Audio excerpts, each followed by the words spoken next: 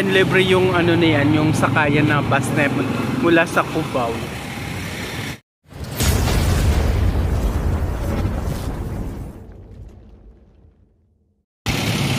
Ngayon patungo na tayo sa Quezon City Circle, no?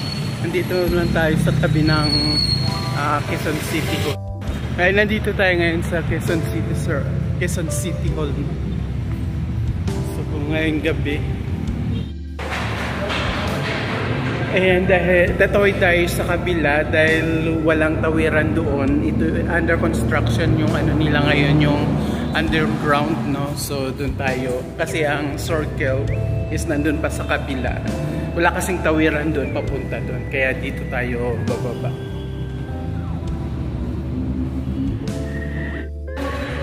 So ayan,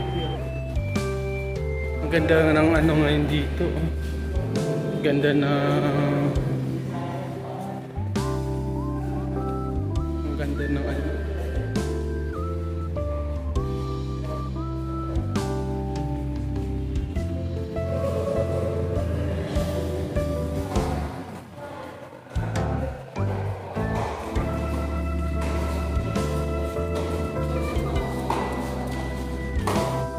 Hello guys, ayan, nandito na tayo sa loob, no? So, dito is park din ito siya. Merong mga kainan dito. Ayan, mga restaurant. Ayan. Ang gagawin lang natin dito is maglakad-lakad. So, dahil nga Martes ngayon, no? So, wala ganong katao-tao dito. So, dito may mga restaurant dyan.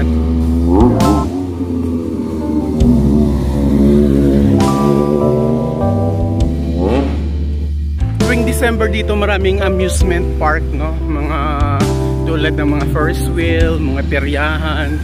So ngayon yata wala na, no? Kasi seasonal lang naman.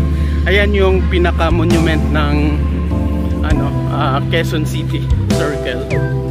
Marami din dito mga nagtatambay, no?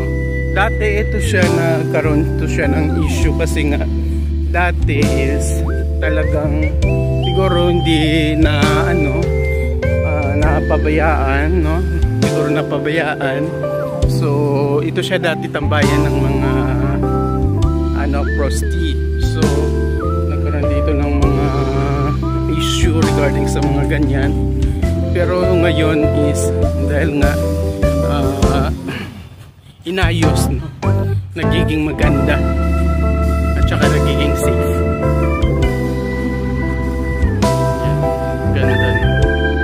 Tayo sa monument, Quezon Monument.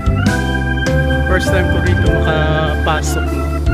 Kahit dati dito ako nakatira sa kapatid ko sa malapit sa Sandigan Bayan. So ngayon na ako napadpad dito. Walang ganda dito, ang ganda ng ano.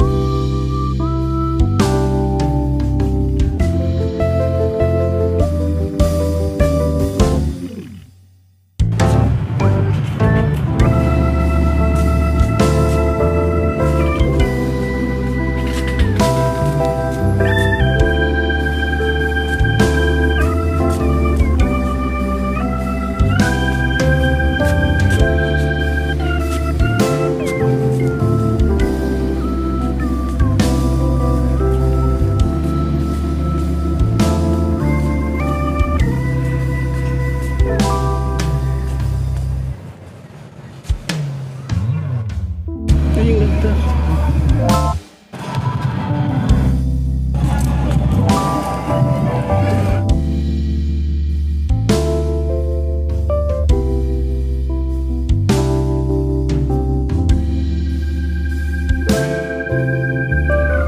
Ayan, palabas na tayo ng Quezon Circle.